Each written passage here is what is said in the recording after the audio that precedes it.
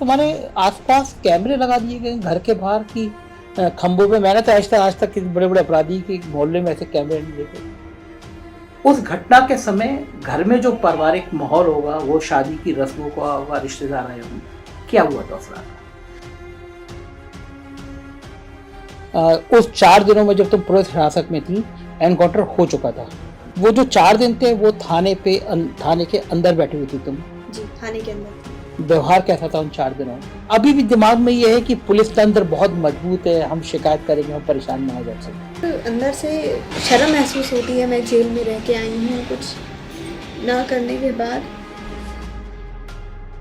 क्या तुम लगता है कि तुम्हारे पर ऊपर अत्याचार ब्राह्मण होने की वजह से भी हुआ होगा? ऐसी कोई बात तुम्हें लगती है? क्यों किया तुम पुलिस वालों ने तुम्हारे साथ इतना हैवानियत भरा व्यवहार? नमस्कार, मैं हूं संजय शर्मा। आप देख रहे हैं 4PM न्यूज नेटवर्क। मैं इस समय कानपुर के पनकी इलाके में एक रतनपुर कॉलोनी है, उसमें आया हूं, बैठा हूं। एक आतंकवादी से मिलवाऊंगा मैं आपको। आप चौंक रहे होंगे कि मैं कानपुर में कैसे आतंकवादी को ढूंढने आया, लेकिन आज मैं आपको पुलिस की उस कहानी के आतंकवादी से मिलाने आऊंगा जिसको सुनकर आपको लगेगा कि ये फिल्म जैसे मुंबई की फिल्म होती है, जैसे पुलिस एक स्क्रिप्ट लिखती है, किसी भी मासूम को किस हद तक परेशान करती है। ये घर उसका जीता जागता उदाहरण है।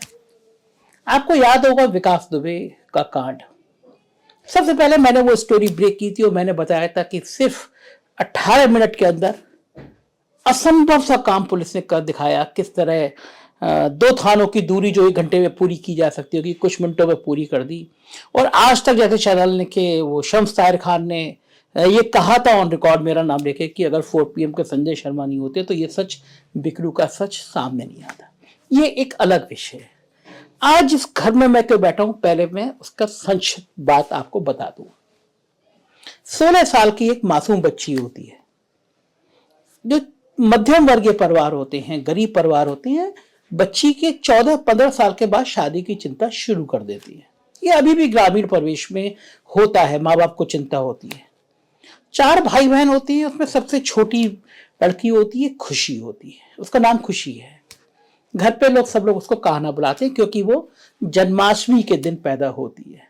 लेकिन वो 16 साल की लड़की ये नहीं जानती कि उसकी तकदीर भी भगवान कृष्ण जैसी है। जिंदगी में उसको परेशानी भी इतनी ही झेलनी है। उस लड़की की शादी होती है, बिकरू गांव में होती है, और पति 48 घंटे बाद पुलिस ने एनकाउंटर में मार देती है। पुलिस कहती है कि ये विकास दुबे के साथ था। मामला यहीं तक नहीं रुकता। 48 घंटे में जिस लड़की के हाथ से मेहंदी भी नहीं उतरती है, पुलिस कहती है ये लड़की छत पे खड़े होकर कह रही थी कि सब पुलिस वालों को मार दो। वो अमर को पहले से नहीं जानती है, वो उस गांव में पहले कभी नहीं गई होती है, और मैं यकीन करने को तैयार नहीं हूं इस लड़की से मिलने के बाद कि ये मासूम सी लड़की इस तरह किसी की हत्या के लिए उकसा सकती है।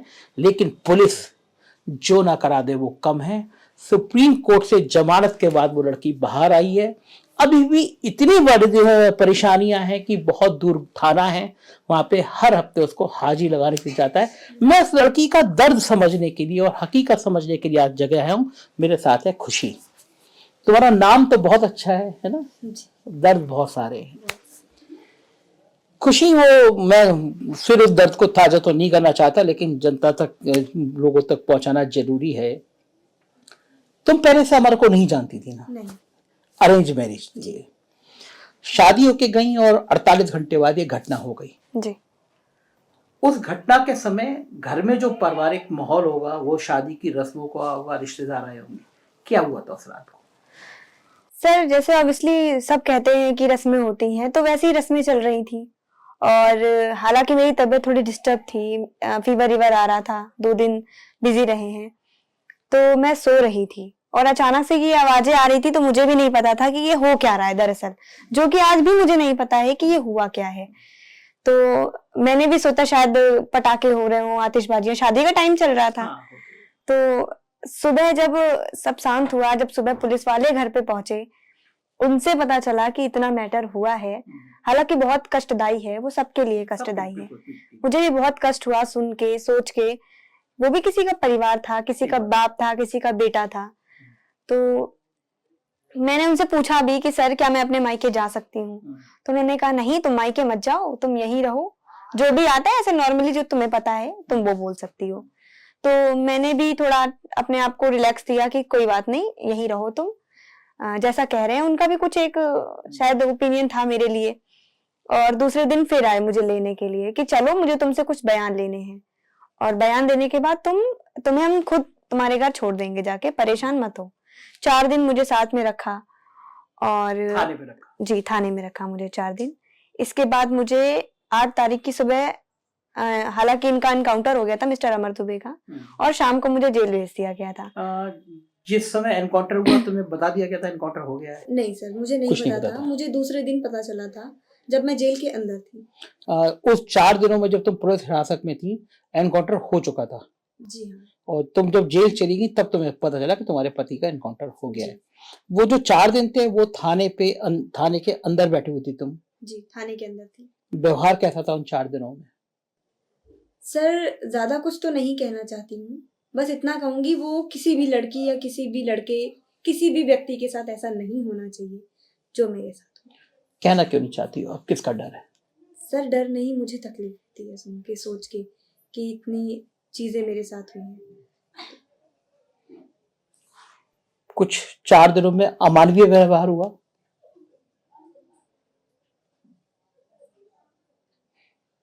कुछ ऐसा हुआ कि जो पुलिस तंत्र को शर्मिंदा कर सकता है? जी।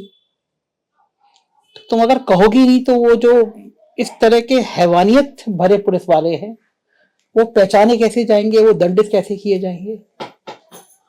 सर अभी मैं उसके लिए तैयार नहीं हूँ, और जब वक्त आएगा तो मैं उसके बारे में खुद बताना चाहूंगी सबको। अभी तुम मानसिक रूप से खुद को तैयार कर रही हो, जी। और तुम ये कह रही हो कि एक दिन ऐसा आएगा कि तुम वो 4 दिनों की जो थाने की यातना थी वो भी सबको बताओगी क्या 4 दिन में हुआ था। जी। क्या क्यों किया तुम पुलिस वालों ने तुम्हारे साथ इतना हैवानियत भरा व्यवहार? सर ये क्वेश्चन तो मैंने भी कई बार किया उनसे कि सर मैंने क्या किया, मेरी तो 2 दिन की शादी है, मुझे तो कुछ भी नहीं पता। यहाँ तक एक लड़की को ये नहीं पता चाय का डिब्बा कौन सा है, शक्कर का डिब्बा कौन सा है, तो हम उस गांव को कैसे पहचान सकते हैं? उन्होंने कभी कोई जवाब ही नहीं दिया, और उस जवाब का इंतजार मैं भी कर रही हूँ। खुशी जेल चली गई और लगभग 30 महीने शायद तुम जेल में रही ना? जी 30 महीने। जेल में बीमार भी हुई? बहुत। क्या क्या परेशानी जेल में महसूस की? सबसे ज्यादा तो परिवार की कमी खली मुझे। जिस उम्र में मुझे अपने परिवार के साथ होना चाहिए, उन्हें संभालना चाहिए, एक भविष्य बनाना था, वो मेरा वो एज, वो समय मेरी जेल में निकली। और वो तबीयत आए दिन खराब होती थी मेरी। बाराबंकी में भी खराब हुई है काफ़ी बार, और माथी में भी काफ़ी बार खराब हुई है, और इनफैक्ट आज भी सही नहीं हूँ, आज भी मेरी तबीयत खराब हो चुकी है। जेल के अंदर जो जेल कर्मियों का व्यवहार था, जेल के लोगों का व्यवहार था, वो तुम्हारे साथ कैसा था? सर जैसा एक सबके साथ जो व्यवहार था वही मेरे साथ था। हाँ, नॉर्मल जैसा सबके साथ करते थे वैसे ही मेरे साथ। कोई अलग से कोई खराब या वैसा एटीट्यूड नहीं था? कुछ नहीं। एक वीडियो वायरल हुआ था, जेल में डांस कर रही थी, है ना? वो बहुत ज्यादा हुआ कि लोग कह रहे थे कि खुशी तो जेल में भी खुश है। सर वो खुश नहीं थी, हालांकि मैं डिप्रेट रहती थी, डिप्रेशन के मरीज बोले जाते हैं, इनफैक्ट हम खुद समझते हैं अपने आप को। तो उस टाइम 3 दिन का कैंप आया था हमारा योगा का, तो उन्होंने कहा कि पार्टिसिपेट करो, काफी सैड रहती हो, शायद तुम्हें यू फील गुड, मतलब तुम्हें अच्छा लगेगा। तो मैंने भी थोड़ा सोचा कि ठीक है, और मैं डांस में हमेशा से आगे रही हूँ। अच्छा, शुरू से? हाँ, मैं बचपन से, एक मेरा ड्रीम था, मैं डांसर बनूंगी, एक एम था मेरा। तो मैंने भी थोड़ा पार्टिसिपेट किया, पर मुझे ये नहीं पता था कि वो वायरल होगा और इतनी गलत तरीके से रखा जाएगा। तो जेल के अंदर का वीडियो वायरल कैसे हो गया? सर वो तो मुझे भी नहीं पता कैसे वायरल होगा। तो लग रहा है ना प्लानिंग के तहत वो वायरल कराया गया। सर नहीं कह सकते इस बार। हाँ, क्योंकि जेल में जो तुम रही होगी तो देख रही होगी कि जेल की चीजें तो बहुत आसानी से बाहर आती नहीं है। नहीं, कभी ऐसा नहीं हुआ। और फिर स्पेशली मुझे रखा गया उस न्यूज पे कि खुशी जुम्मा डांस कर रही, तो थोड़ा देख के शॉकिंग सा लगा था हमें। पता कैसे चला तुम्हें कि वायरल हो चुका है ये? सर फैमिली वाले ने बताया। जेल के अंदर क्या दिनचर्या रहती थी? सर सारा दिन अकेले रहती थी, मैं किसी से बात नहीं करती थी और मन होता था पढ़ लेते थे थोड़ा बहुत, लेटे रहते थे, रोते रहते थे। एक-एक दिन गिनते थे कि आज आज का दिन कट गया, अब कल का दिन काटना है, फिर बाहर जाना है। तो फिर आज वो दिन आया है जिस दिन मैं बाहर बैठी हूँ। थाने पे हर हफ्ते हाजिरी देने जाना है, गई थी इस बार? जी, गई थी। क्या व्यवहार था लोगों का? नॉर्मली था, गई, सिग्नेचर किया और शायद मैं 8 मिनट रही हूँ शायद, 7 से 8 मिनट। सिग्नेचर किया है और चली गई हूँ। अच्छा, नॉर्मल व्यवहार जी, किया। नॉर्मल था। तुम्हें क्या लग रहा है तुम्हारे आसपास कैमरे लगा दिए गए घर के बाहर की खंभों पे? मैंने तो आज तक किसी बड़े बड़े अपराधी के मोहल्ले में ऐसे कैमरे नहीं देखे। बस सर क्या खुशी एक आतंकवादी हो गई है बड़ी है।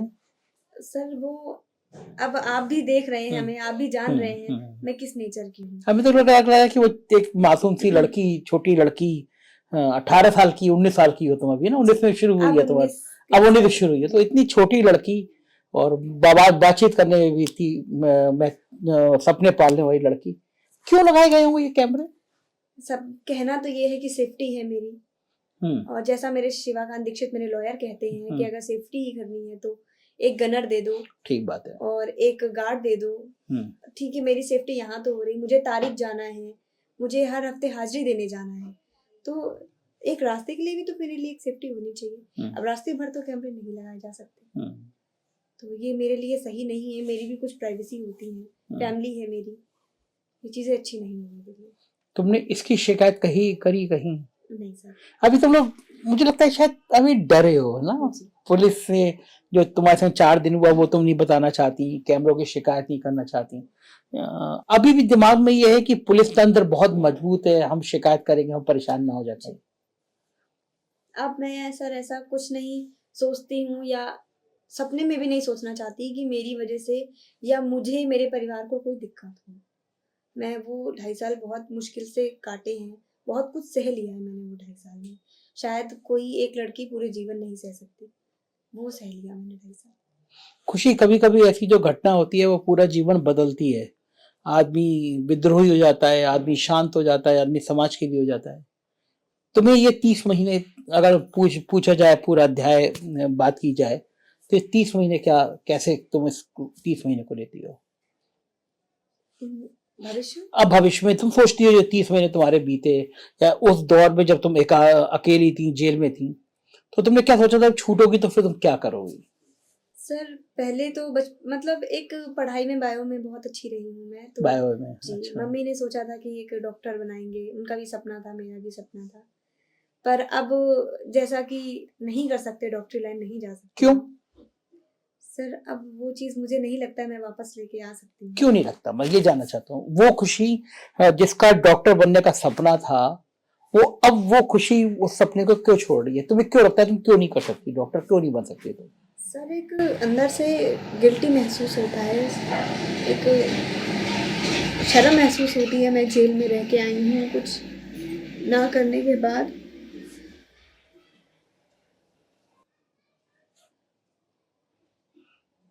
परेशान मत हो खुशी, मैं तुम्हें सिर्फ ये समझाने की कोशिश कर रहा हूं खुशी, कि ये इतना निर्मम समाज है, ये इतना निर्मम सिस्टम है कि वो एक मासूम की जिंदगी तबाह करता है।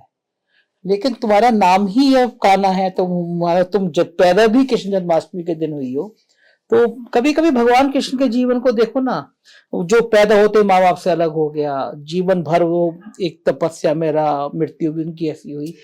वो खुशी डॉक्टर बनेगी तो वो एक नई मिसाल भी तो कायम होगी कि जिसको समाज ने, जिसको तंत्र ने परेशान किया, जिसको 30 महीने जेल में रखा, वो माँ जो तुम्हें डॉक्टर बनाना चाहती थी, तो तुम क्यों नहीं उस सपने को फिर दोबारा पाल रही हो? सर अब इस सपने से ज्यादा ये मेरे लिए जरूरी है कि जैसे मैं एक बिना किसी गुनाह के फंस गई थी, और मेरा एक एम रह गया है कि मैं भी एक लॉयर बनूं और उन सबकी मदद करूं जो बेकसूर हैं। तो अब तुम अपना जो मकसद है वो डॉक्टर की जगह अब तुम वकील बनना चाहती हो? एक लॉयर और अपने शिवाकांत दीक्षित जैसा टैलेंटेड बनना चाहती हूँ। तुम्हारी जिंदगी में शिवाकांत दीक्षित ने बहुत बड़ी भूमिका अदा करी। बहुत ज्यादा, उन्होंने बहुत मेहनत करी है मेरे लिए। मेरे पेरेंट्स ने बहुत मेहनत की, इनफैक्ट आप सबने मेरे लिए मेहनत करी है। हाँ। विवेक तनखा जी सुप्रीम कोर्ट से बिलोंग होते हैं, उन्होंने बहुत मेहनत की मेरे लिए। मिली हो कभी विवेक तनखा से? सर कभी कभी नहीं मिली हो। जीवन में नहीं। कभी अब मिलना चाहोगी ना उनसे? साथ भी से सुप्रीम कोर्ट में बिल्कुल। बहुत बड़ा लॉयर है वो तुम्हारे लिए खड़ा हुआ मिलने में। बिल्कुल सर, मैं मिलना चाहूंगी उनसे, धन्यवाद करना चाहूंगी। खुशी, पढ़ाई को जारी रखोगी ये तय जी है ना? जी। और अब खुशी का जो टारगेट है वो डॉक्टर की जगह लॉयर हो गया है ना? अब एक वो एम ही है, पाना है तो पाना है। और मैं ये कहना चाह रहा हूँ कि कभी कभी ऐसा होता है जो चीजें आपके लिए खराब हो रही होती हैं, बहुत खराब, ऑफ कोर्स खराब हुआ, इससे ज्यादा खराब क्या हो सकता है, लेकिन कभी कभी समुद्र से वो जहर निकलता है, अमृत भी निकलता है। तो खुशी एक लॉयर के रूप में हमें दिखेगी, ऐसा हम लोग कह सकते हैं, मान सकते हैं। खुशी, जो परिवार को तुम जब जेल से निकली तो माँ के पास जब पहली बार बैठी तो पहली लाइन क्या थी? मेरे सपने पूरे होंगे। बहुत दिन मम्मी से दूर लेट लिया और तबीयत खराब होती थी तो एक लड़की को अपनी माँ की जरूरत पड़ती है। उस समय माँ नहीं थी साथ में, मेरे पापा नहीं थे, सब नहीं थे मेरे पास, तो बहुत खला। और अब मैं मम्मी के साथ सोती हूँ और बहुत चिपक के कि मम्मी तुम कहीं मत जाओ मुझे छोड़ के और मुझे मत जाने देना। ये थी खुशी। आप मैं खास तौर से मैं और इसके जख्म नहीं कुरेदना चाहता, आंखों में आंसू आ गए, मुझे अच्छा नहीं लगा देख के। लेकिन मेरे इस लड़की से बात करने का मकसद ये है, कानूनी रूप से कोई एफआईआर कितनी भी बड़ी बड़ी आप बना दीजिए, मेरी अपने रिपोर्टर्स ने जो इन्वेस्टिगेशन करी, जो मैंने इन्वेस्टिगेशन की, जो मैंने उस गांव के लोगों से बात करी, मैंने संवाद किया, मैं दावा कर सकता हूं कि एक न दिन अदालत खुशी को निर्दोष साबित करेगी। लेकिन सोचिए आप, कितनी बड़ी परीक्षा है। एक छोटा परिवार है जिसके पास अपनी आर्थिक जिंदगी चलाने के लिए परेशानियां हैं। वो तो बहुत अच्छा हुआ कि मामला तूल पकड़ गया। हमने भी 4PM पे कई बार खबर दिखाई, पॉलिटिकल पार्टियां आई, संजय सिंह ने बहुत मदद करी ना, आम आदमी पार्टी है ना, संजय सिंह ने बहुत मदद करी। और संजय सिंह सबसे पहले विवेक तनखा के पास ले गए आम आदमी पार्टी के। मुझे याद है कि चुनाव में मेरे ऑफिस में आकर संजय सिंह ने कहा था कि हम खुशी दुबे का पूरा मामला उठाएंगे। और संजय सिंह ने कहा था कि खुशी पे एक बात और, एक ये राजनीतिक चर्चा चली कि ब्राह्मण होना भी एक बात है, क्या तुम लगता है कि तो आपको ऊपर अत्याचार ब्राह्मण होने की वजह से भी हुआ होगा? ऐसी कोई बात तुम्हें लगती है? सर इसका तो नहीं कह सकते, अभी मुझे ऐसा कुछ लगा नहीं है। नहीं लगा है। पॉलिटिकल पार्टियों ने ये बात कही, लेकिन खुशी इनकार करती है कि इसको तो ऐसा नहीं लगा। लेकिन संजय सिंह के ने विवेक तनखा से मिलवाया, ऐसा हर एक के संग नसीब नहीं होता। तो एक छोटा परिवार अभी भी जूझ रहा है, बहुत दूर थाना यहाँ से मेरे ख्याल से आधे एक घंटे का रास्ता होगा ना, 1.5 घंटे का। आप सोचिए, हर हफ्ते 1.5 घंटे का रास्ता ये छोटी सी लड़की सफर तय करती है, अकेले जा नहीं सकती, तो पिता या भाई कोई संग में जाएगा। हर बार कुछ पैसे खर्च होंगे जाने में, साधन नहीं है घर में। लेकिन इस लड़की का सपना देखिए, जो ये डॉक्टर बनना चाहती थी, लेकिन अब इसको लगता है जैसे ये 30 महीने जेल में रही है, कोई और बेकसूर जेल में ना रहो। जैसे विवेक तनखा और शिवाकांत जी ने इसकी मदद करी है, ये भी किसी की मदद करना चाहती है। इस लड़की का साथ दीजिए, कमेंट बॉक्स में बताइएगा ये इंटरव्यू कैसा लगा आपको। ये अकेली खुशी नहीं है, इस देश में करोड़ों खुशियां हैं जो पुलिस की इसी तरह बेरहमी का, इसी तरह अत्याचार का शिकार होती है, इसी तरह फर्जी कहानियों का शिकार होती है। और हो सकता है हम विवेक तनखा की तरह किसी दिन खुशी को एक बड़े कोर्ट में किसी बेगुनाह को छुड़ा देने के लिए जिरह करते हुए देखिए, और शायद खुशी की तकदीर उस दिन अच्छी होगी। जरूर बताइएगा ये बात कैसी लगी आपको। Thank you.